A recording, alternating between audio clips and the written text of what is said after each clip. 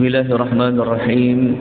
Alhamdulillah Rabbil Alamin. Wassalatu wassalamu ala ashrafil anbiya'i wal mursalin wa ala alihi wa sahbihi ajma'in. Amma ba'd. Assalamualaikum warahmatullahi wabarakatuh. Muslimin dan muslimat rahimani wa rahimakumullah. Alhamdulillah, pagi ini kita dapat lagi menyambung pembelajaran tadabbur ringkas surah As-Sajdah, yang mana kita akan memasuki keterangan bagi ayat yang ke-6, yang mana ayat yang ke-6 ini masih lagi memperihalkan tentang kebesaran keagungan Allah Subhanahu wa taala yang mentadbir segala urusan di langit dan segala urusan di bumi. Ayat yang ke-6 ini Allah memperincikan lagi kehebatannya, kebesarannya dari sudut pentadbiran Allah, yang Allah menyebut dia segala urusan itu ia ditadbir oleh Allah Subhanahu wa taala. Jadi kita bacakan ayat yang ke-6. A'udzu billahi minasy syaithanir rajim.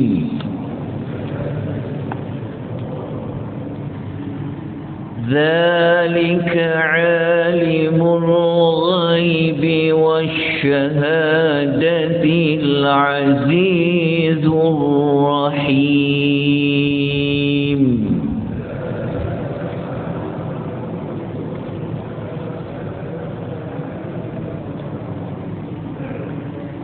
Zalika, yang demikian sifatnya. Okey, yang demikian itu merujuk kepada apa? Yang demikian adalah merujuk pada ayat yang sebelumnya. Yang mana ayat yang sebelumnya kita telah mengetahui bahawa Allah ini yudabbirul amra. Allah inilah yang sentiasa mentadbir segala urusan. Daripada langit ke bumi, daripada bumi naik ke langit, sehingga kan kita baca pentafsiran Ibnu Katsir mengatakan sampaikan ke dalam bumi yang paling bawah pun Allah Ta'ala dia mentadbir. So bagaimana Allah Ta'ala boleh mentadbir segala urusan langit, segala urusan bumi? Allah mengatakan kerana Allah itu alimul ghaib, yang mengetahui perkara-perkara yang ghaib, bukan sekadar yang ghaib, wasyahadah, dan perkara yang nyata, perkara yang terang-terang. Kalau Allah tahu yang ghaib, sudah pasti Allah akan mengetahui yang nyata, yang terang. Yang mana Allah itu juga dia Al-Azizu, yang maha perkasa, Ar-Rahimu, yang maha penyayang. Jadi Allah Ta'ala memberitahu kepada kita, Allah yang mentadbir segala urusan ini. Allah itu dia sentiasa mengetahui mana-mana perkara-perkara yang gaib, yang tersembunyi, apatah lagi yang nyata, ia di bawah pengetahuan Allah. Yang Allah ini juga menyatakan dia itu yang maha perkasa lagi maha penyayang. Okay. Ayat ini, jika kita merujuk kepada ulasan Ibnu Katsir dalam tafsir Al-Quranul Azim, satu ulasan yang sangat bagus untuk kita perhatikan baik-baik, yang mana kata Ibnu Katsir, Allah yang maha mengatur urusan-urusan tersebut. Urusan tersebut tu kena kembali kepada ayat yang sebelum ini. Adalah zat yang dia menyaksikan amal-amal para hambanya. Itu poin penting. Kalau Allah dia kata dia alimul ghaibi wasyahadah, maknanya cara Allah mentadbir alam ini, Allah mengetahui apakah amal-amal hambanya. Dinaikkan kepadanya semua amalan, sama ada amalan itu mulia, amalan itu hina, amal yang kecil, amal yang besar. Dia maha perkasa terhadap segala sesuatu. Dengan keperkasaan Allah itulah Allah Ta'ala memaksa dan Allah Ta'ala menguasai para hambanya supaya tunduk kepadanya. Kemudian dijelaskan lagi dalam tafsir Al-Jalalain. Dalam ayat itu kenapa Allah guna dia Al-Aziz? Kenapa Allah kata dia itu Al-Aziz? Iaitu Allah nak bagi tahu tak ada siapa-siapa yang dapat mengalahkan kerajaan Allah Azza wa Jalla. Kalau kerajaan manusia boleh bersilih ganti. Kerajaan manusia boleh dipaksa untuk turun dan sebagainya. Boleh diruntuhkan, boleh dijatuhkan. Tetapi kerajaan Allah tak ada siapa-siapa yang boleh mengalahkan Allah Azza wa Jalla. Kenapa? Kerana dia itu Al-Aziz, dia maha perkasa. Dalam masa yang sama, Allah Ta'ala nak mengajak kepada kita supaya apa? Supaya kita taat kepada Allah. Kerana Allah itu juga Ar-Rahim, dia maha penyayang kepada orang-orang yang beriman. Walaupun Allah kata dia perkasa, dalam masa yang sama Allah Ta'ala ni mempunyai sifat rahmatnya yang sangat luas, yang Allah tunjukkan pada namanya Ar-Rahim. Apa yang kita dapat belajar daripada ayat yang kita baca pada pagi ini? Nombor satu, kita dapat mempelajari bahawasanya kalau Allah itu dia mengetahui benda yang gaib, benda yang nyata, maka ayat ini menuntut kepada kita. Ini dah masuk kepada tindakan juga, iaitu menuntut kepada kita untuk ikhlas dalam melakukan amal. Maknanya pengajaran dia apa? Allah Ta'ala ni dia tahu apa yang kita buat pada setiap hari. Pagi kita buat apa, malam kita buat apa, berapa banyak amal kita buat, kecil ke, besar ke, ikhlas ke, tak ikhlas ke, semua Allah mengetahui. Itu pengajaran nombor satu. Nombor dua, kita dapat belajar Allah Ta'ala ni dia sangat perkasa dalam menghadapi mana-mana para musuhnya. Dan kita telah sebutkan sebelum ini banyak dalam surah apa? Dalam surah Yasin kita pernah belajar. Ada orang-orang yang mencabar Allah, dia mencabar Rasul, mengecam Rasul, mengatakan yang bukan-bukan tentang Islam, tentang wahyu. Maka Allah Ta'ala telah buktikan banyak umat-umat yang telah dibinasakan oleh Allah Azza wa Jalla. Kalau masih ingat lagi, saya ada bawa contoh pada tadabbur surah Yasin yang lalu. Kita ada bawa contoh kisah kaum apa? Kaum Ad yang gagah perkasa. Allah Ta'ala hapuskan hanya dengan angin sahaja, mati semua orang. Allah ni maha perkasa. Kalau kita masih ingat lagi, dalam surah Yasin dulu kita belajar, ada satu kota yang dia apa? Yang dia menolak Allah hantar 3 rasul kan? Sehingga kan Allah Ta'ala kata apa? Tak payah hantar malaikat lah untuk binasakan mereka, turun daripada langit ke bumi. Tetapi cukup dengan satu pekikan suara yang kuat, mati semua penduduk kota tersebut. Jadi itu adalah keperkasaan Allah Azza wa Jalla. Hatta Fir'aun. Nanti kita akan jumpa nanti dalam surah Yasin, nanti kita akan jumpa dalam surah As-Sajadah, nanti kita akan bawa satu contoh bagaimana Fir'aun Allah binasakan. Kemudian yang ketiga kita dapat belajar, alhamdulillah pada pagi ini Allah bagi tahu kepada kita, walaupun Allah ni keperkasaannya itu hebat, dalam masa yang sama Allah memberitahu bahawa dia maha penyayang. Penyayang kepada siapa? Penyayang kepada orang-orang yang beriman. Kenapa dengan orang yang beriman ni? Orang yang beriman ni kadang-kadang dia terjatuh dalam kesalahan, kadang-kadang dia buat dosa, kadang-kadang amal-amal yang Allah perintahkan buat, dia buat dengan kadar yang tidak sempurna. Tetapi masih ingat lagi? Bukan masih ingat, kita belum belajar lah.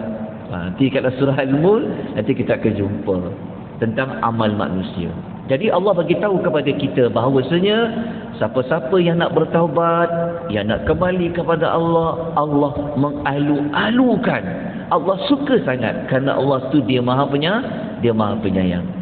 Jadi tuan-tuan muslimin dan muslimat rahimani wa rahimakumullah, apa tindakan yang perlu kita ambil setelah kita faham ayat yang ke-6?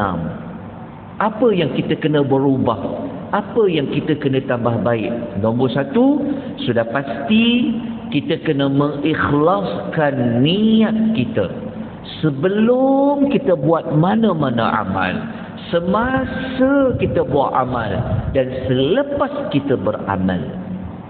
Kita kena ikhlas. Kerana Allah Ta'ala tahu kenapa kamu datang ke masjid, kenapa kamu sedekah. Kita belum sedekah lagi, Allah dah tahu dah kenapa. Jadi jaga hati kita, kerana Allah mengetahui benda yang ghaib. Semasa kamu sedekah tu, Allah Ta'ala Maha mengetahui kamu nak apa, kamu buat sebab apa.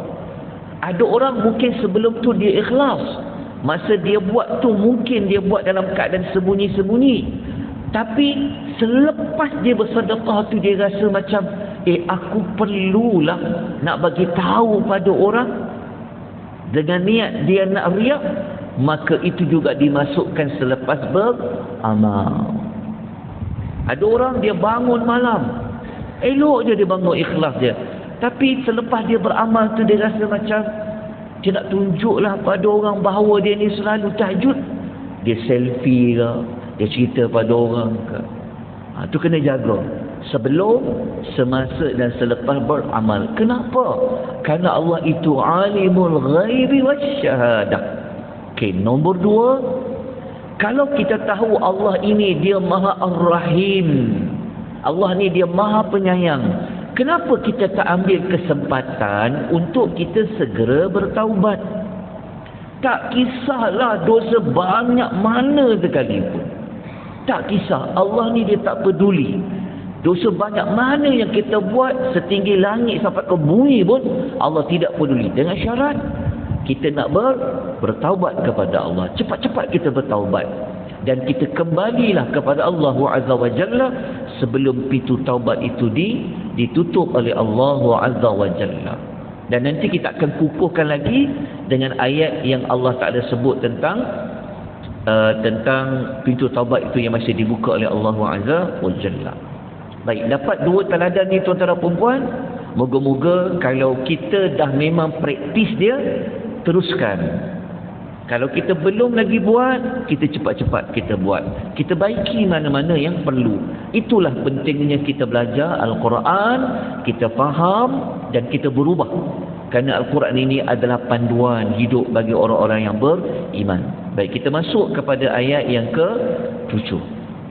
Okey, ayat yang ke-7 ni, seperti yang saya sebut pada kuliah minggu lepas, ayat yang ke-7 ni merupakan ayat yang berkisarkan tentang Allah nak kita fokus kepada nak tahu kebesaran Allah, keagungan Allah, kehebatan Allah.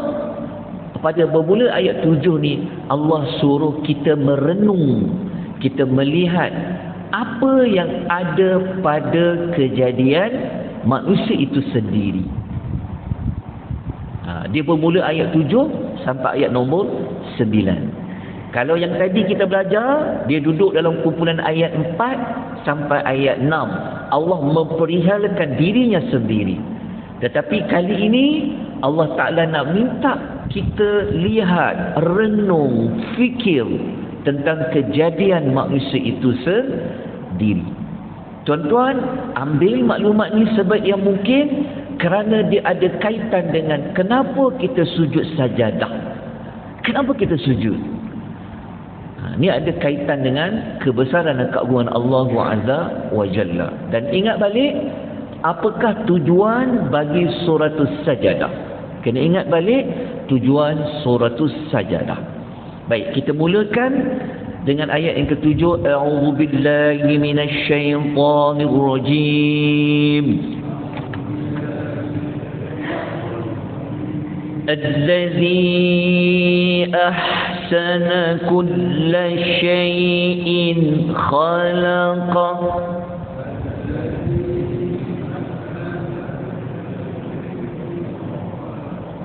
وَبَدَأَ خَلْقَ الْإِنسَانِ مِنْ طِينٍ.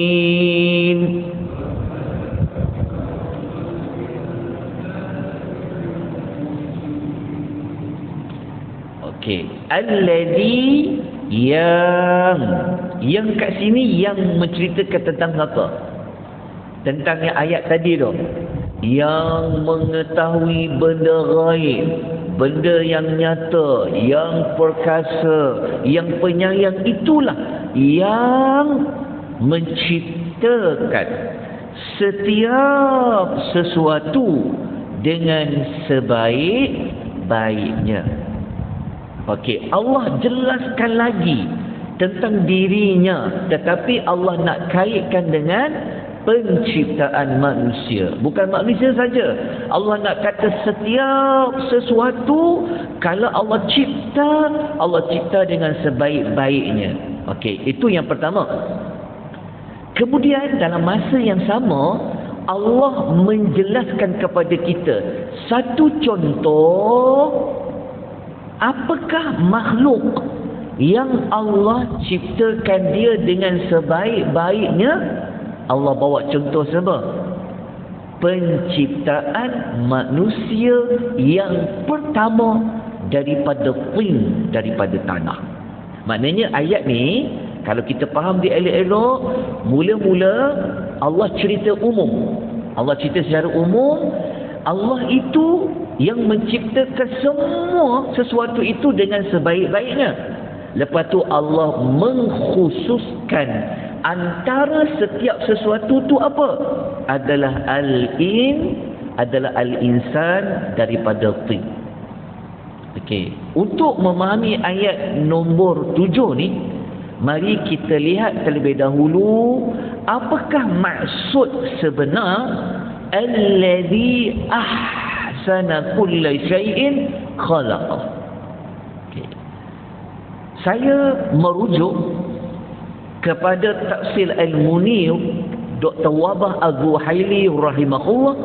Beliau menjelaskan yang dimaksudkan alladhi ahsana kulla syai'in khalaqah, dia kata adalah yang menciptakan segala apa yang dia ciptakan dengan sempurna. Maksudnya sebaik-baik itu apa?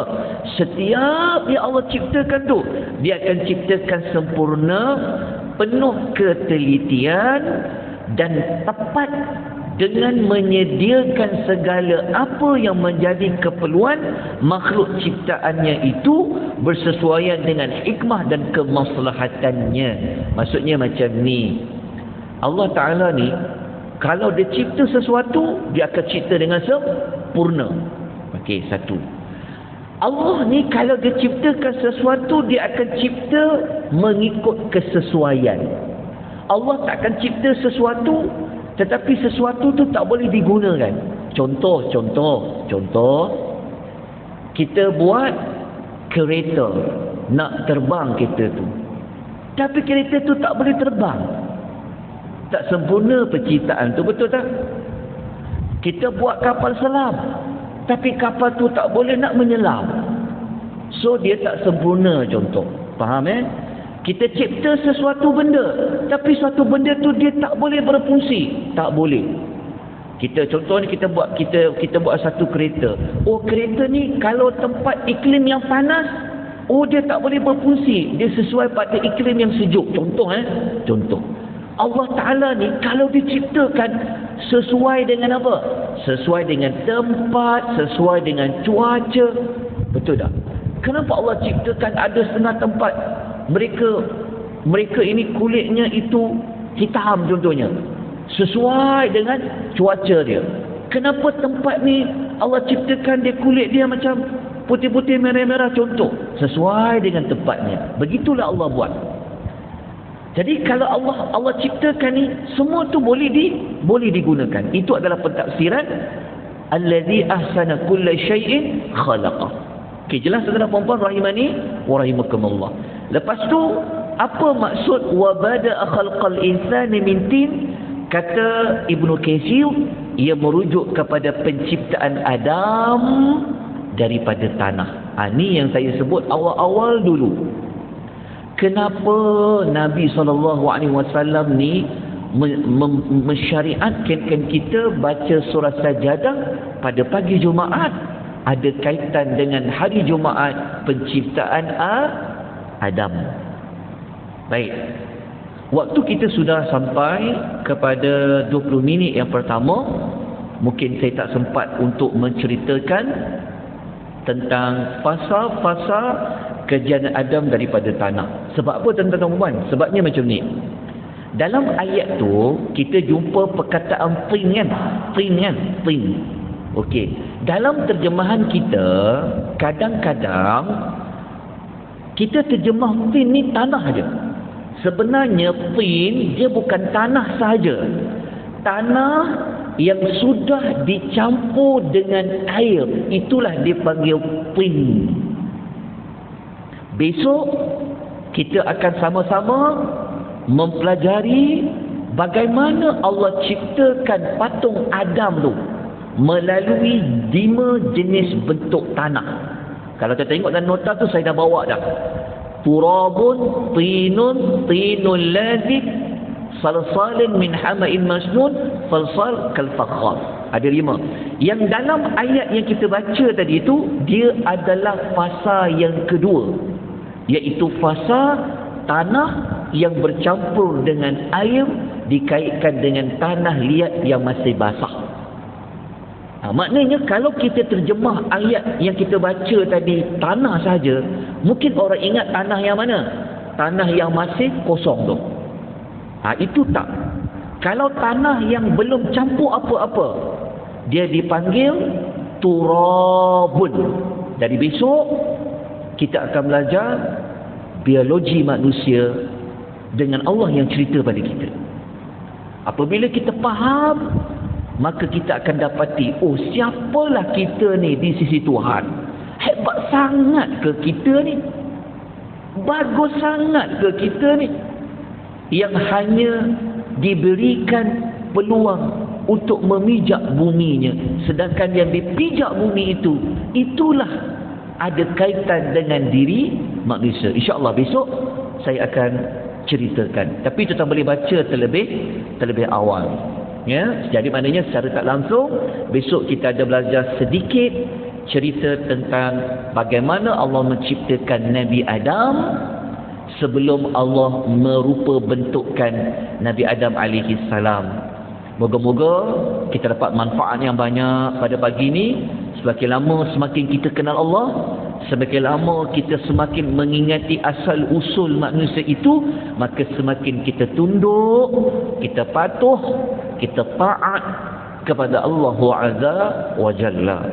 Jika ada salah dan silap, apa yang saya katakan tersasar dan sebagainya, saya mohon ampun dan maaf. Dan juga putera perempuan dialu-alukan untuk memberikan teguran, juga memberikan pembetulan, juga mana-mana penambahbaikan untuk kebaikan kita semua. Jadi kita sudahi pengisian kita pada pagi ini dengan tasbih kafarah. Subhanakallahumma wa bihamdika asyhadu an la ilaha illa anta astaghfiruka wa atubu ilaik. والعصر إن الإنسان لفي خسر إلى الذين آمنوا وعملوا الصالحات وتواصوا بالحق وتواصوا بالصبر وبالتوفيق والهداية والسلام عليكم ورحمة الله وبركاته.